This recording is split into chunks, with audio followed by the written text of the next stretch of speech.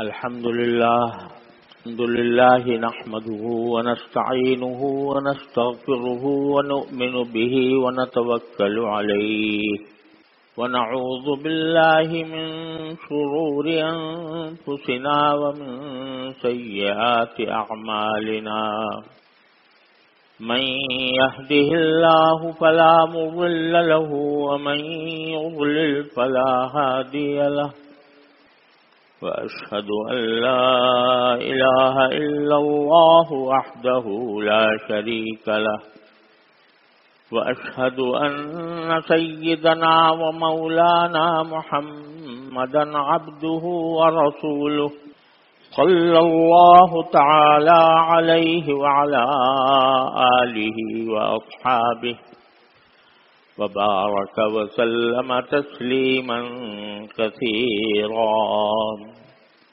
أما بعد فأعوذ بالله من الشيطان الرجيم بسم الله الرحمن الرحيم ظهر الفساد في البر والبحر بما كسبت أيدي الناس آمنت بالله صدق الله مولانا العظيم وصدق رسوله النبي الكريم ونحن على ذلك من الشاهدين والشاكرين والحمد لله رب العالمین۔ میرے محترم بزرگوں، بھائیوں اور دوستوں، السلام علیکم ورحمۃ اللہ وبرکاتہ۔ آج کل ہم جن حالات میں جی رہے ہیں اس میں ہر شخص اپنے آپ کو پریشان اور غیر محفوظ تصور کرتا ہے۔ مختلف حادثات روزمرہ پیش آ رہے ہیں، کبھی سیلاب ہے، کبھی زلزلہ ہے، کبھی دہشت گردی کا عفریت ہے جو ملک کو اپنی لپیٹ میں لیے ہوئے ہے۔ سیاسی طور پر قوم بٹی ہوئی ہے، سیاسی استحکام نہیں، معاشی طور پر برا حال ہے، مہنگائی نے کمر توڑی ہوئی ہے۔ ان سب حالات میں تو ہم کافی عرصے سے زندگی گزار رہے ہیں۔ اللہ تبارک و تعالیٰ اپنے فضل و کرم سے ہمیں اس بحران سے عافیت کے ساتھ نکالے، لیکن پچھلے ہفتے باجوڑ میں جو سانحہ پیش آیا وہ انتہائی المناک، دردناک، کربناک اور ایسا ہے کہ اس پر جتنا دکھ کا اظہار کیا جائے کم ہے۔ باجوڑ میں جو دھماکہ ہوا اس میں اس وقت تک کی اطلاعات کے مطابق 80 افراد،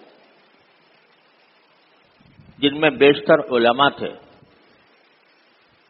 وہ شہید کیے گئے۔ 80 افراد شہید ہیں اور ان شہداء میں چھوٹے چھوٹے معصوم بچے بھی داخل ہیں اور بے شمار لوگ زخمی ہیں۔ بہت سو کی حالت نازک ہے اور جس بے دردی کے ساتھ ان علماء کو شہید کیا گیا اس کی مثالیں پچھلے دہشت گردی کے واقعات میں کم ملتی ہیں۔ لاشوں کا جو دیکھنے والوں سے ہم نے رابطہ قائم کیا، متعلقین سے رابطہ قائم کیا، تو معلوم ہوا کہ لاشیں اس طرح بکھری ہوئی تھیں کہ دیکھنے والا بھی خوف زدہ ہو جاتا۔ بہت سے ایسے ہیں جن کے اعضا بھی کٹ کٹ کر ان کی پہچان مشکل ہو گئی۔ بعض ایسے ہیں کہ جن کی پہچان کرنے میں شدید دشواری پیش آئی، اور ایک صاحب کے بارے میں پتا چلا کہ صرف ان کے جوتوں سے پہچانا گیا کہ یہ فلاں شخص ہے، ورنہ جسم کا کوئی حصہ سلامت نہیں۔ یہ بربریت، یہ سفاکی، یہ انسانوں کی جانوں کے ساتھ کھلواڑ ایسے لوگوں کی طرف سے ہوئی کہ جو خود اسلامی نظام نافذ کرنے کے دعوے دار ہیں۔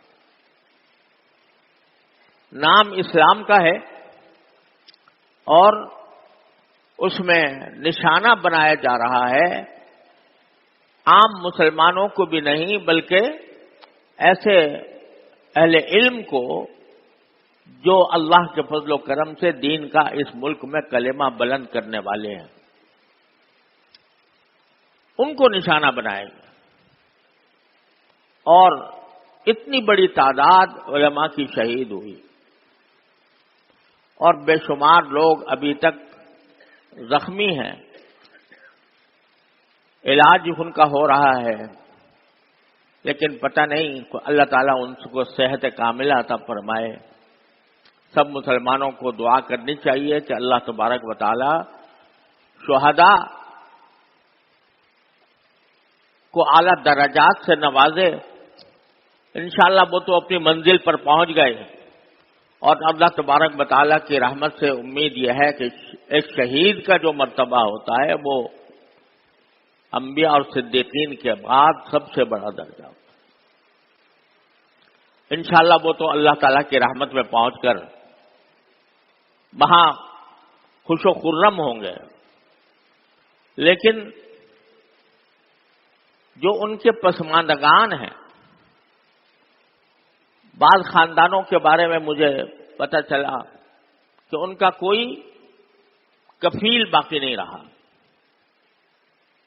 چھوٹے چھوٹے بچے ہیں یا خاتون ہیں، ان کا کوئی یار و مددگار، کوئی دیکھنے والا، کوئی وارث، کوئی ان کے ضروریات کو سمجھنے والا کوئی باقی نہیں رہا۔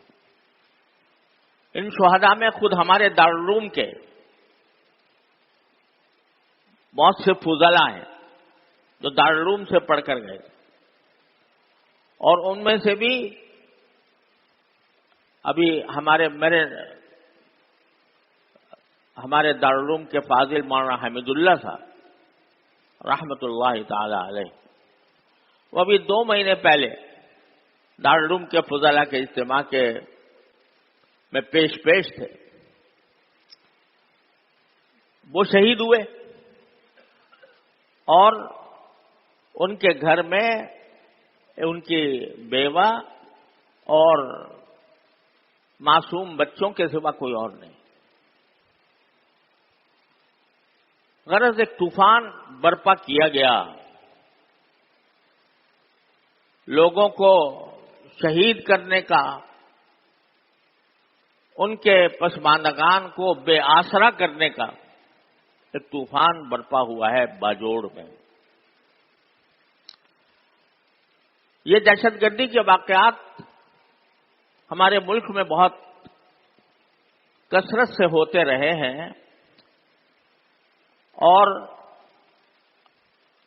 پچھلے دنوں بھی کوئی نہ کوئی واقعہ کبھی کوئٹہ میں، کبھی پشاور میں، کبھی کسی اور جگہ پیش آ جاتا ہے۔ وہ 2-4 افراد کی شہادت کی حد تک محدود رہتا ہے، لیکن اتنا بڑا سانحہ جس میں اتنی بڑی تعداد شہید ہوئی ہو، یہ ایک منفرد واقعہ ہے. جب کبھی آپ کو یاد ہوگا کہ ہماری فوج کے اسکول کے بچوں پر جب حملہ ہوا تھا تو سارے ملک میں ایک کوہرام مچ گیا تھا اور اس کی مذمت، اس کی برائی اور ان کے کرنے والوں پر لعنت ملامت کا ایک طوفان سرکاری سطح پر بھی اور میڈیا کی سطح پر بھی ایک طوفان مچ گیا تھا. ہمارے ان علماء کی شہادت کے موقع پر جس طرح کا رد عمل ہماری حکومت کو یا ہماری سیکورٹی کی طاقتوں کو جیسا دینا چاہیے تھا وہ اس درجے کا نہیں ہے جو اس وقت دیا گیا تھا. حالانکہ یہ علماء کے ساتھ یہ سفاکی یہ کہیں زیادہ شدید رد عمل کی متقاضی تھی. یہ سمجھنا کہ بھئی 80 عالم فوت ہو گئے، دنیا سے چلے گئے، ہم ان سے محروم ہو گئے، لیکن جانیے کہ یہ کون لوگ تھے. یہ وہ لوگ تھے کہ جو اس ملک میں دین کا کلمہ بلند کرنے والی واحد طاقت ہے اہل علم کی. لوگ علماء کی قدر نہیں پہچانتے. جو لوگ علم دین حاصل کرتے ہیں ان مدارس کے اندر ان کی قدر و قیمت نہیں پہچانتے کہ یہ اس امت کے لیے کتنی بڑی عظیم نعمت ہے.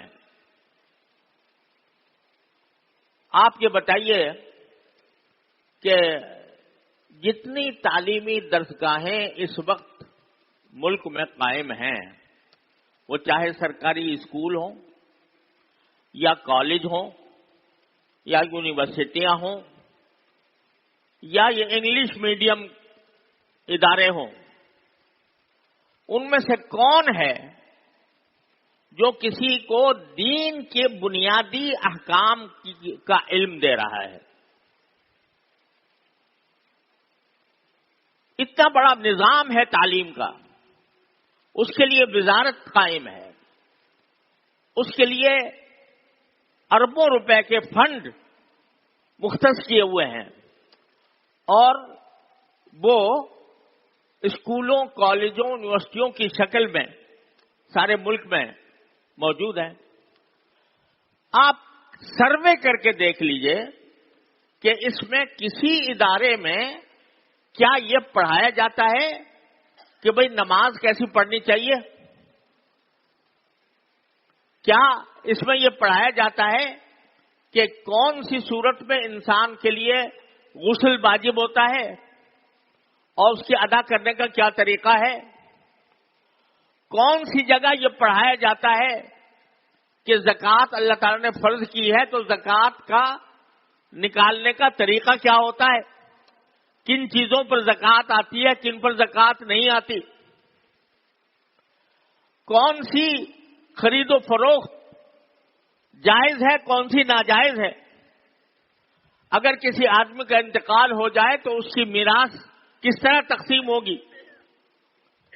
کوئی ادارہ جو اربوں روپے قوم کے جس کے اوپر لگ رہے ہیں، وہاں کہیں اتنی معلومات بھی دین کی فراہم نہیں کی جاتی. وہاں کے تعلیم یافتہ لوگوں سے پوچھئے کہ بھائی نماز میں کیا فرائض ہوتے ہیں، تو بالکل خاموش رہے گا، کوئی جواب نہیں دے سکتا. وہ اس سے پوچھئے کہ زکوٰۃ کس پر فرض ہوتی ہے تو وہ اس کا جواب نہیں دے سکتے. اور تو اور اس سے کہتے ہیں ایک سورہ اخلاص پڑھ کے سنا دو، قل اللہ احد پڑھ کے سنا دو، وہ بھی ٹھیک سے طریقے سے نہیں پڑھ سکے گا. نماز جنازہ ماشاءاللہ بہت ہوتی ہے، اس میں حکومت کے افراد بھی شامل ہوتے ہیں، وزراء بھی ہوتے ہیں، اور جو فوجی حضرات کے رہنما بھی ہوتے ہیں، کتنوں کو نماز جنازہ آتی بھی ہے کہ نہیں؟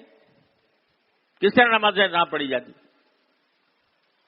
تو سارے معاشرے میں جتنا سرکاری انتظام ہے تعلیم کا، اس تعلیم کے نظام میں کوئی ایک حصہ ایسا کہ جس میں دین کی بنیادی باتیں سکھائے جائیں وہ کہیں موجود نہیں۔ نہ قرآن کریم پڑھانے کا کوئی انتظام ہے، نہ فرائض دین سمجھانے کا کوئی انتظام ہے، نہ کسی اور بنیادی ضروریات دین کو سمجھانے کا کوئی انتظام ہے۔ اسلامیات کا 1 گھنٹہ بے شک ہے، لیکن اسلامیات کے گھنٹے میں کچھ مجمل باتیں، اجمالی باتیں بتا دی جاتی ہیں، اور وہ بھی طالب علم اس کو غیر اہم سمجھ کر کہ یہ بیکار کا گھنٹہ ہے، لہذا اس کی طرف توجہ بھی نہیں دیتے، اور اس کی وجہ سے امتحان کے نمبروں پر بھی کوئی فرق نہیں پڑتا۔ یہ حالت ہے ہمارے یہاں تعلیم کی۔ تو بتاؤ کہ اس ملک میں اگر مسجدیں آباد ہیں، اگر اس ملک میں نمازیں پڑھی جا رہی ہیں، اگر اس ملک میں دین کا کوئی کلمہ بلند کیا جا رہا ہے، تو وہ کون سی مخلوق ہے جو یہ کام کر رہی ہے؟ وہ صرف ان مدرسوں کے اندر پڑھنے والے لوگوں اور پڑھ کر فارغ ہونے والے لوگوں کے دم سے اس ملک میں یہ ابھی تک دین زندہ ہے، الحمدللہ۔ ورنہ کوئی نہیں ہے اس دین کے علم کی حفاظت کرنے والا، کوئی پورے ملک میں کوئی ادارہ نہیں ہے سوائے ان مدرسوں کے، جو قومی خزانے پر 1 پیسے کا بوجھ ڈالے بغیر وہاں اربوں خرچ ہو رہے ہیں، اور اربوں خرچ ہونے کے باوجود ایسے لوگ تیار نہیں ہو رہے کہ جو ملک کو خود کفیل بنا سکیں۔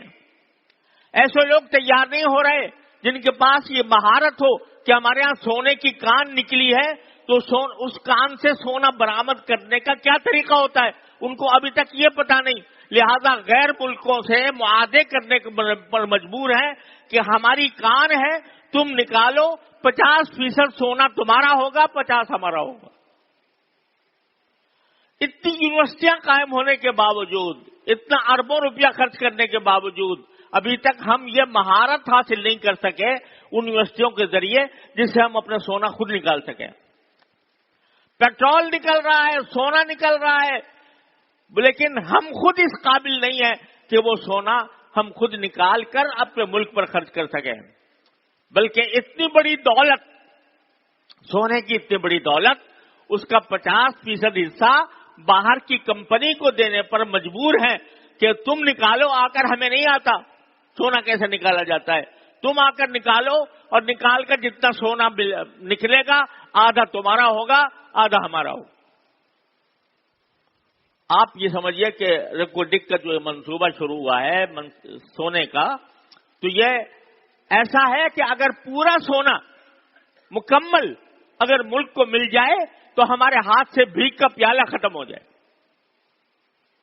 لیکن ہم نے ابھی تک اس سارے نظام تعلیم کے اتنے زور و شور کے باوجود ایسے لوگ تیار نہیں کیے جو سونے کی کان سے سونا نکالنے کے قابل ہوں، لہذا غیروں کے ہاتھوں مجبور ہیں کہ 50% سونا تم لے جاؤ، تو بس خدا کے واسطے ہمارا سونا نکال دو، کم از کم میں آدھا مل جائے گا۔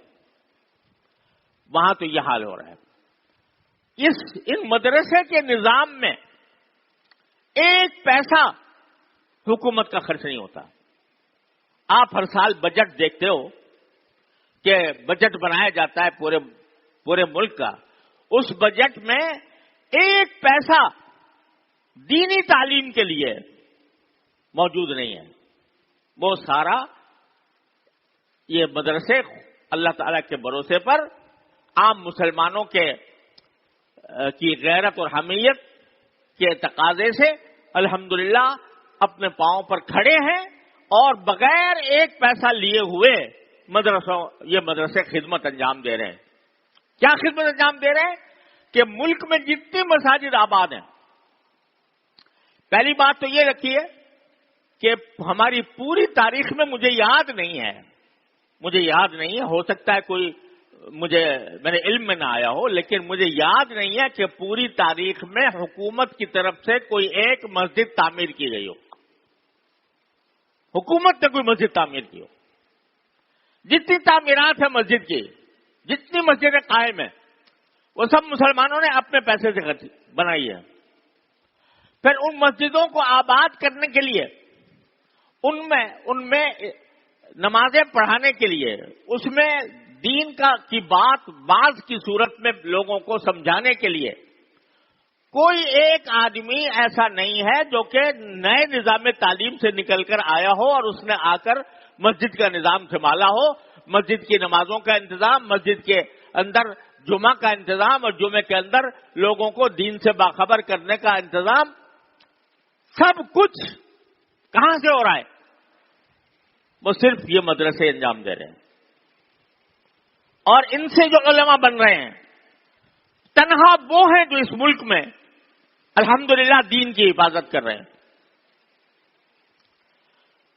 اور ابھی میں کچھ دنوں پہلے مجھے سوات کے علاقے میں جانے کا اتفاق ہوا، تو ہم ایک ایسی جگہ ہمیں جانا تھا، کچھ لوگوں نے دعوت دی تھی وہاں پر آنے کی، کہ اس کا جو راستہ تھا وہ انتہائی دشوار گزار تھا، پکی سڑک نہیں تھی، کچی تھی، پہاڑی علاقہ تھا، اور پہاڑی علاقے میں بعض جگہ گاڑی جو ہے پتھروں پر سے چل کے جا رہی تھی، تو وہ جو انتہائی دشوار گزار علاقہ تھا پہاڑ کے اوپر،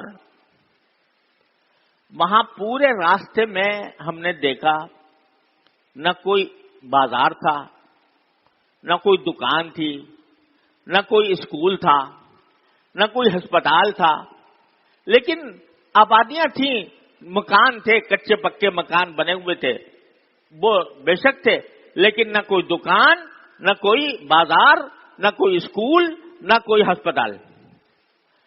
یہ تقریباً 4-5 کلومیٹر کی پٹی ہوگی، اور گاڑی بھی چلنا بھی بڑا مشکل ہو رہا تھا، بہت ہی دشوار گزار علاقہ تھا۔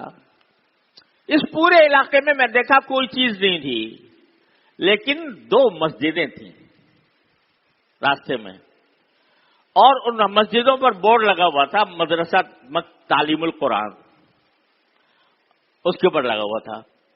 اس جنگل میں، ان پہاڑوں پر، ان دشوار گزار علاقوں میں جہاں کوئی تعلیم کا کوئی سوال پیدا نہیں ہوتا، وہاں پر 2 ملا وہ بیٹھے ہوئے ہیں اور دین کا کلمہ پڑھا رہے ہیں لوگوں کو۔ سارے اس علاقے میں کوئی کسی بھی قسم کی تعلیم کا انتظام نہیں تھا، لیکن 2 مدرسے تھے، وہ مسجدیں تھیں، مسجد تھا، مکتب تھا، تو وہ اپنے علاقے کے بچوں کو قرآن پڑھا رہے تھے، ان کو دین کی بنیادی باتیں سکھا رہے تھے۔ اور کوئی جگہ ایسی نہیں تھی جہاں الف با تا بھی پڑھائی جاتی ہو، لیکن وہ اپنی جگہ بیٹھا ہوا، وہ اپنے دین کی خدمت انجام دے رہا تھا۔ وہ روٹی سوکھی کھا کر، موٹا جھوٹا پہن کر، اپنے قربانیاں دے کر وہ قرآن کی خدمت میں مشغول تھا۔ الحمدللہ سارے ملک میں یہ حال ہے۔ اس وقت ہم جس وفاق المدارس سے ہم وابستہ ہیں، وفاق المدارس العربیہ، اس کا ایک دارالعلوم کراچی بھی اس کا ایک حصہ ہے، اس کے پورے ملک میں 23,000 مدرسے ہیں، 23,000 مدرسے ہیں، اور وہ بلوچستان کے بالکل آخری جوب اور لورالائی سے لے کر اور گوادر اور پسنی تک، اور ادھر باجوڑ اور قبائل، سرحدی قبائل سے لے کر کراچی اور کیماڑی تک، ہر جگہ ہر بستی میں پھیلے ہوئے ہیں الحمدللہ۔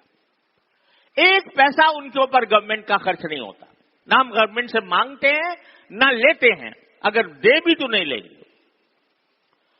لیکن یہ کون یہ ساری خدمت انجام دے رہے ہیں؟ کون؟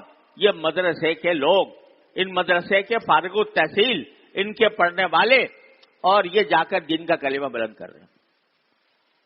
ان کی قدر و قیمت اور ان کی عظمت آج دنیا والوں کے سامنے کچھ بھی نہ ہو، لیکن جب یہ دنیا ختم ہوگی، ناپائیدار زندگی ختم ہوگی اور اللہ تبارک و تعالیٰ کی بارگاہ میں پیش ہوں گے، تو انشاءاللہ ثم انشاءاللہ یہ سب سے زیادہ اونچی گردنوں والے ہوں گے۔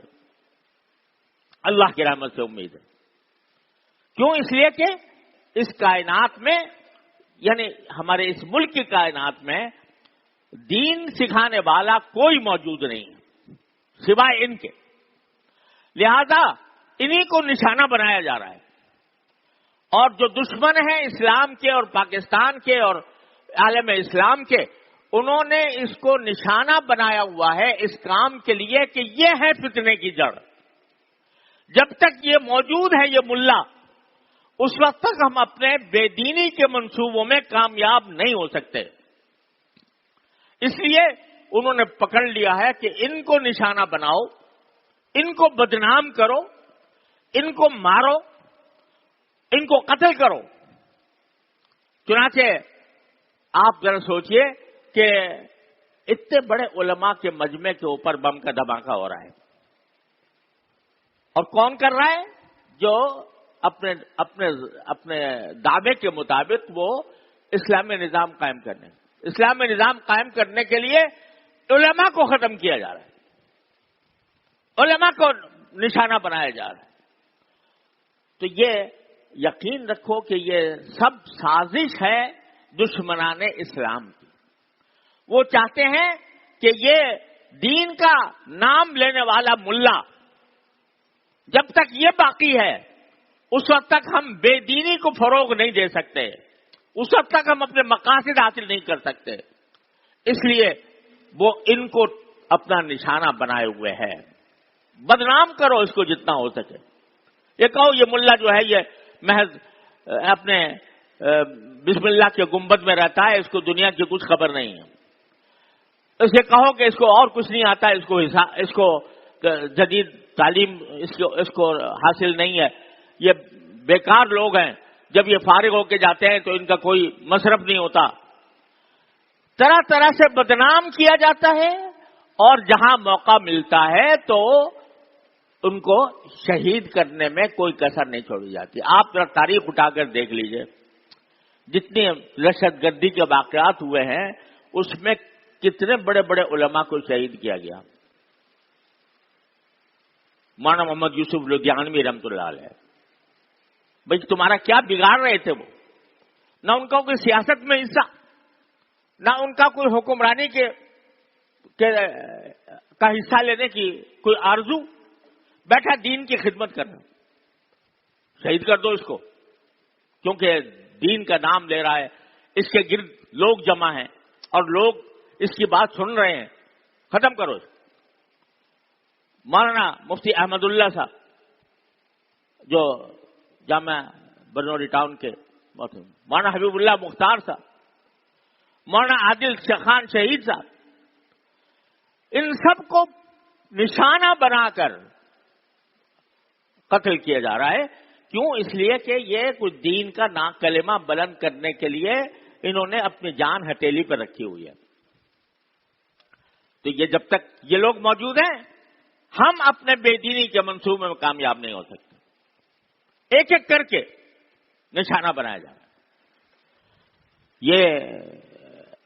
اب یہ باجوڑ کے علماء جن کو شہید کیا گیا، یہ اپنے اپنے علاقوں کے اندر علم کا اور دین کا نور پھیلا رہے تھے، تو ان کو تاک تاک کر نشانہ بنایا گیا تاکہ لیکن یہ بھی خوب یاد رکھو کہ یہ دشمنوں کی سازشیں کتنی بھی کبھی سے کبھی تر ہو جائیں، لیکن اللہ جل جلالہ کی یہ سنت ہے کہ کبھی دشمنان اسلام یہ کبھی اپنی سازشوں میں کامیاب نہیں ہو سکیں گے، نہیں ہو سکیں گے۔ مار دو کتنے لوگوں کو تم مارنا چاہتے ہو۔ قرآن کریم اللہ نے نازل کیا ہے، حفاظت کرنے والا وہ خود ہے۔ جلا دو اس کے نسخے، اگر تمہارے دل میں جو غیظ اور غضب ہے، تمہارے دل میں جو آگ بھڑک رہی ہے اسلام کے خلاف، اس اسلام کے خلاف بھڑکی ہوئی آگ کے نتیجے میں تم اپنے چاہے سارے نسخے جلا دو والعیاذ باللہ، لیکن اللہ کا کلام ان بچوں کے سینوں میں محفوظ کر دیا ہے۔ اس ملا نے محفوظ کر دیا ہے۔ 12 سال کے بچوں کے سینوں میں محفوظ کر دیا ہے۔ سارے نسخے اگر جلا بھی دیے جائیں والعیاذ باللہ، تو ایک 12 سال کا بچہ وہ ایک لفظ پڑھ کر محفوظ کر لے گا۔ یہ کام کس نے کیا؟ کالج نے، یونیورسٹی نے، اسکول نے، ان مکتبوں نے جو مسجد کے ساتھ قائم ہے، اس ملا نے جو اپنی ساری آسائشوں کو تج کر وہ اللہ کا کلام بلند کرنے کے لیے کسی کونے میں بیٹھا ہوا ہے۔ یہ کام اس ملا کا ہے، اور ملا کو اللہ نے بھیجا ہے، ملا کو اللہ نے بٹھایا ہے اس کام کے لیے۔ 1000 کوششیں کر لو تم مٹانے کی، جلانے کی، قتل کرنے کی، مارنے کی، لیکن اللہ کا دین سلامت رہے گا۔ اللہ کے دین کے علمبردار سلامت رہیں گے۔ ایک کو مارو گے دوسرا کے اٹھ کھڑا ہوگا، دوسرے کو مارو گے تیسرا اٹھ کھڑا ہوگا۔ یہ کبھی ختم ہونے والے نہیں ہیں انشاءاللہ۔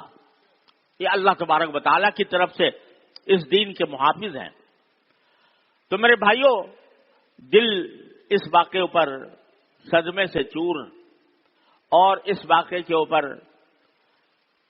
انتہائی افسردہ، لیکن یہ چند باتیں میں نے اس لیے عرض کی کہ آدمی کو، انسان کو سمجھنا چاہیے کہ کیا اس کے حق میں بہتر ہے اور کیا اس کے حق میں نقصان دہ۔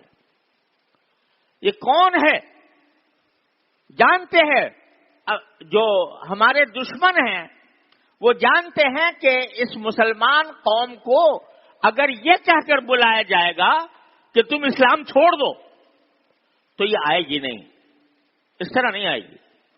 اس کو اسلام ہی کے نام پر بہکاؤ، اس کو یہ کہو کہ ملک میں چونکہ اسلامی نظام نہیں ہے لہذا ہاتھ میں ہتھیار اٹھا کر اور ایک ایسی جنگ شروع کرو کہ جو جس کو کہتے ہیں چھاپا مار جنگ۔ تو کبھی کسی کو مارو، کبھی کسی کو مارو، کبھی کہیں چھاپا مارو، کبھی کہیں چھاپا مارو، تاکہ یہ آخر میں جا کے گھٹنے ٹیک دیں۔ یہ سکھایا ہے اس لیے تاکہ اسلام کا نام تو ختم کرنے کی ان کے اندر طاقت نہیں، نہ مسلمان کو ختم کرنے کی طاقت ہے، لیکن اسلام کو اور مسلمانوں کو اسلام ہی کے نام سے ان کو ختم کرنے کی کوشش کی جا رہی ہے۔ تو ایک تو ہمیں ہوشیار رہنے کی ضرورت ہے، دوسرا یہ کہ ان ملاؤں کی، جن کو ملا ایک بہت بڑا لقب ہوتا تھا کسی زمانے میں، یعنی ملا جو ہے نا وہ عظمت کا ایک پیکر ہوتا تھا۔ جتنے بڑے ہمارے سلف میں ملا کے نام سے، ملا علی قاری، ملا تفتازانی، ملا فلاں، بڑے عظیم لقب ہوتا تھا۔ اس کو انہوں نے بدنام کیا، اور بدنام کر کے ملا کا مطلب یہ دماغ میں بٹھا دیا کہ یہ وہ شخص ہے جسے کچھ نہیں آتا سوائے اذان دینے۔ اگر اذان دینا بھی آتا ہو تو یاد رکھو رسول کریم صلی اللہ علیہ وسلم نے فرمایا کہ آخرت میں سب سے زیادہ اونچی گردنیں اذان دینے والوں کی ہوں گی۔ لیکن اس ملا کے لفظ کو بدنام کر دیا، اور بدنام کر کے یہ ایسا بدنام ہو گیا کہ جو واقعی ملا ہے وہ بھی اپنے ساتھ ملا لکھنے کو سے شرماتا ہے۔ کوئی مجھے ملا تقی کی نہیں کہتا، مولانا کہتا ہے۔ تو مگر مجھے اگر ملا کہے تو میں تو اس کو اپنے لیے سر کا تاج سمجھوں، لیکن ملا کے لفظ کو بدنام کر دیا۔ بدنام یہ کر دیا کہ یہ وہ شخص ہے جس کو اور کچھ نہیں آتا، العیاذ باللہ. تو بہرحال بدنام ایسا کر دیا. اور اقبال نے کہا تھا افغانستان کے بارے میں کہ انگریز کی زبان سے کہا تھا کہ انگریز یہ کہتا ہے کہ افغانیوں کی غیرت دین کا ہے یہ علاج، ملا کو اس کے کوہ دمن سے نکال دو. افغانی جو کھڑے ہوئے ہیں ہمارے مقابلے کے اوپر، تو ان کی غیرت کا علاج ایک ہی ہے کہ ملا ختم کر دو اس افغانستان سے. جب تک یہ ملا بیٹھا ہے ہماری سازشیں کامیاب نہیں ہو سکتی. تو یہ آج ہمارے پاکستان کا بھی یہ حال ہے. یہاں جو غیر مسلم طاقتیں ہیں وہ یہ کہہ رہی ہیں کہ ملا کو ان کے کوہ دمن سے نکال دو، اور اس کو نکالنے کے لیے جو حربہ چاہو آزما لو، مارنا ہو تو مار دو، ختم کر دو، اور اگر ان کو بدنام کرنا ہو تو بدنام کر دو، ان کو ایسا رسوا کر دو کہ یہ کہیں منہ دکھانے کے قابل نہ رہیں. یہ سازش ہمارے یہاں ہے. تو پہلی بات تو یہ کہ خدا کے لیے ہم اس حقیقت کو سمجھیں کہ اس ملک میں اگر دین کا کوئی ذرہ باقی ہے تو وہ ان ملاؤں کے ذریعے کی وجہ سے ہے جو مدرسے میں پڑھتے اور پڑھاتے ہیں. لیکن یہ جو حادثات ہو رہے ہیں یہ ایک آزمائش ہے.